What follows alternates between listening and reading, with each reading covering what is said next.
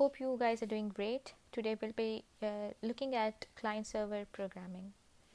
Over the years, we have been using various messenger apps and like WhatsApp, Facebook, WeChat, Hike for that matter, right? So, were you ever curious on how this is implemented?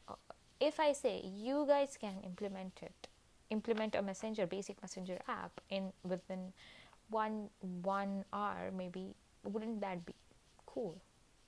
So, without further ado, let's get started. So, let me first start with the demonstration of the application. My bad. Okay. I'll start the.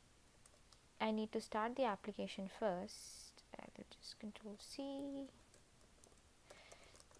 clear, npm. I'll use npm start, and our server is listening in port 3000. Let me open localhost 3000.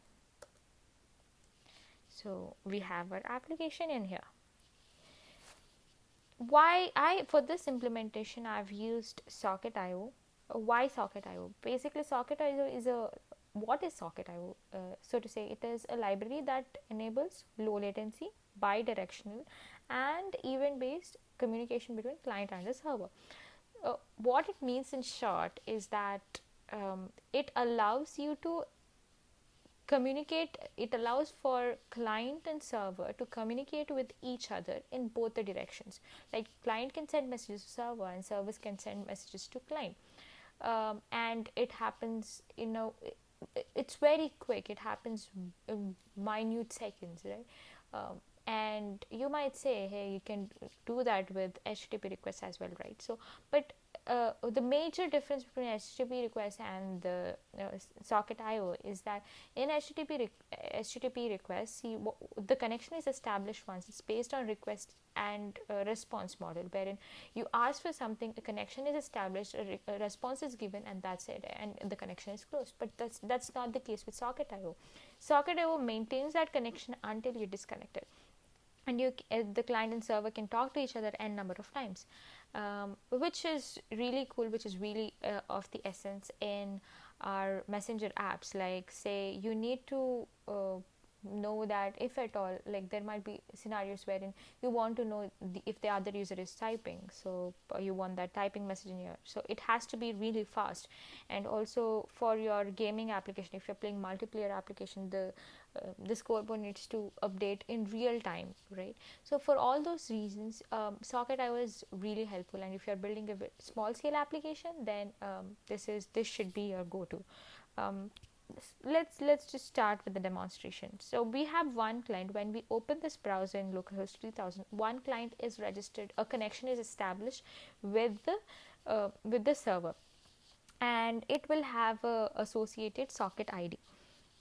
And if when I send hey, a message will be sent to the server and a response will be sent back to it. And now you might not understand this at this moment. Let's say, uh, in terms of a messenger app, right? If you're sending message, there should be somebody who is responding to it. uh, Let me just duplicate this tab, and now if I say hey,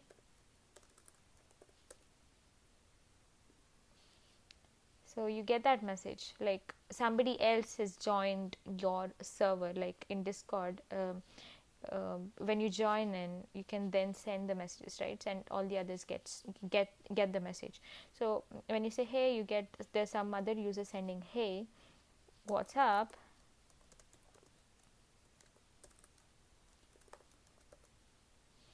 and the other user gets what's up from you, right?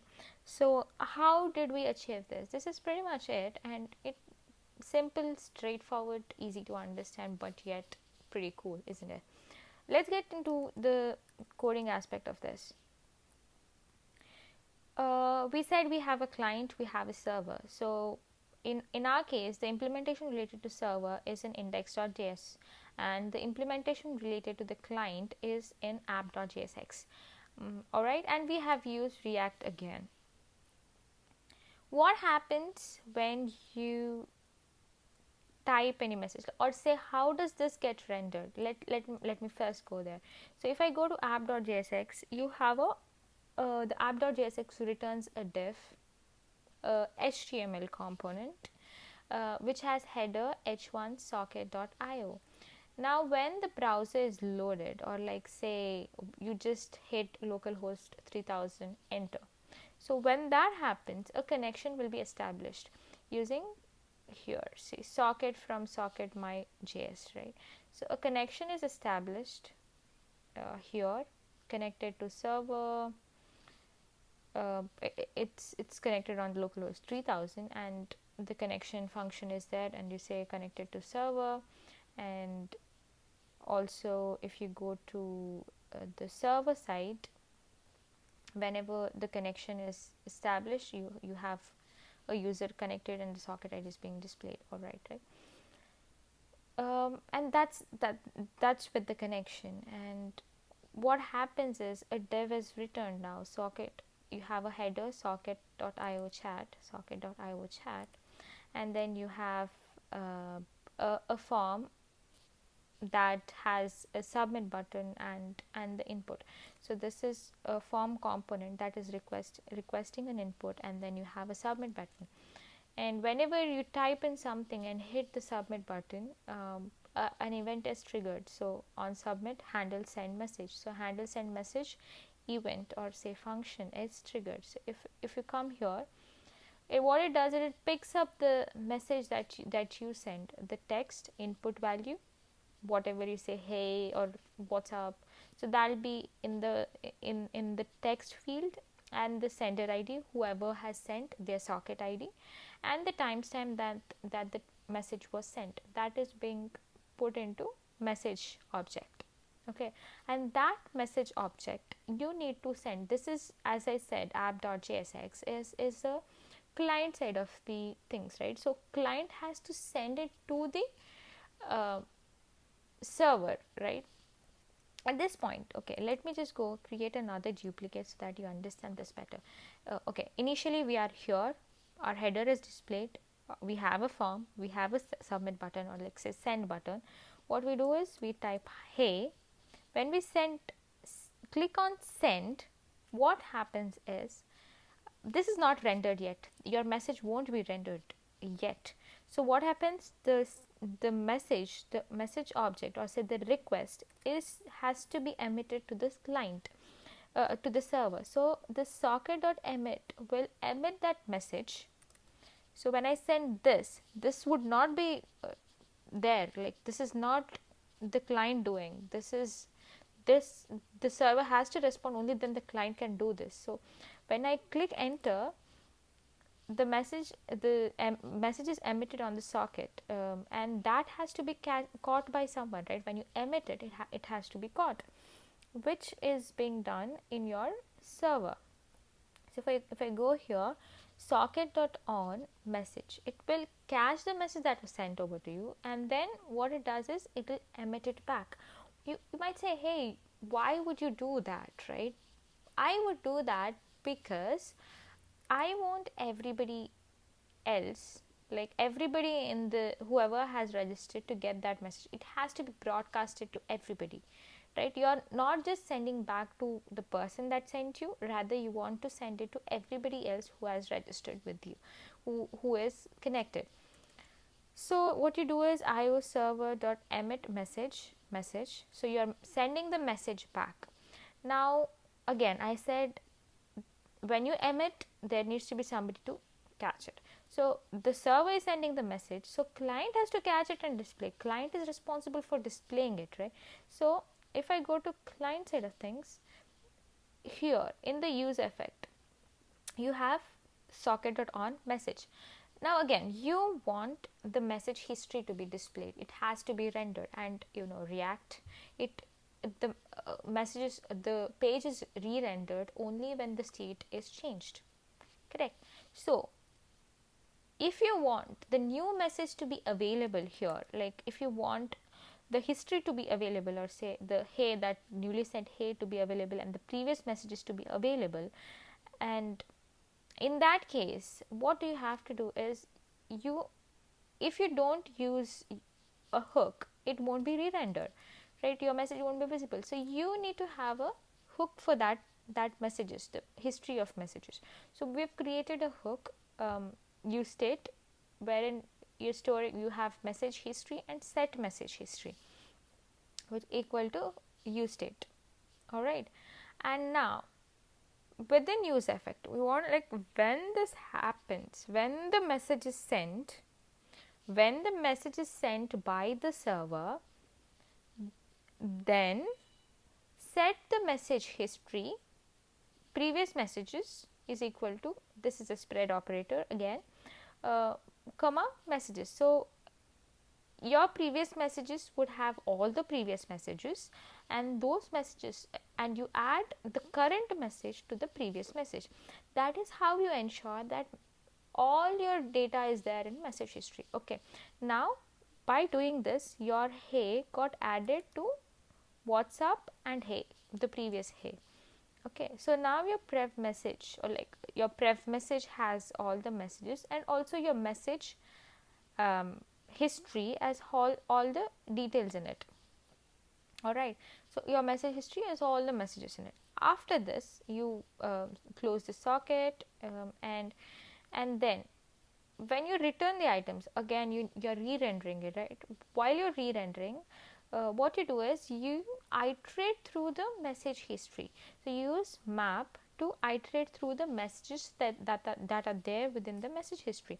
And then what you do is, now you might say, this is where this comes into picture, where the messages that are sent by you are on the right side, and the messages that are sent by you on the left side.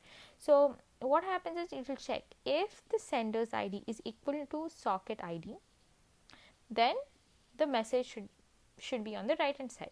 Otherwise, the message should be on the left hand side. We have used the conditional operator, which is pretty straightforward. And these are the CSS components. If you go to app.css, I have that object in there. So message left, text align left, message right, text align right. So pretty straightforward. Once you do that, you're iterating through the message, and then you also want you don't want your name to be, your socket ID to be displayed if you're the one sending. So if sender ID equal socket ID, then you should be you. Otherwise, just give the sender ID. Cool. And at the rate, new date, blah blah blah, whatever time that the message was sent. And then that's pretty much it. And like that's how it goes back and forth. Now again, when you send another message from this, I am learning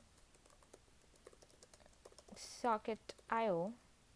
So when you, again, if I to reiterate the process, when you type this message, you are typing in the form component, and then after that, when you hit on submit, the submit button will on submit event handler, or say handle send message event is triggered.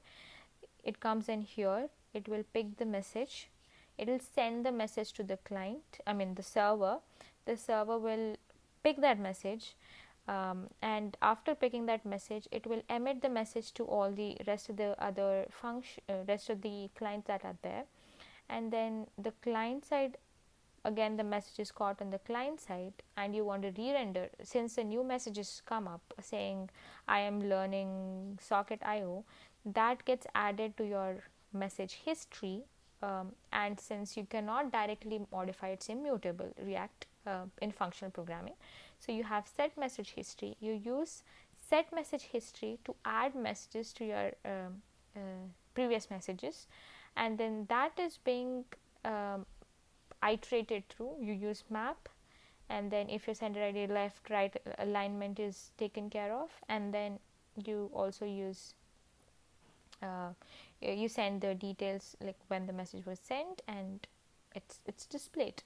Again, you have the form. Again, it keeps on loop until you disconnect. When you do this, the clients it gets disconnected. uh, that's pretty much it. Pretty simple, straightforward. And if you want any details with respect to this or anything, any questions, please do let me know. I hope I was able to explain it to you. I'll put the code and the GitHub link in the description box below, and the resources that I've used. um, yeah, if you like it, please hit the like button and subscribe to the channel. Thank you. Have a great time, and bye bye.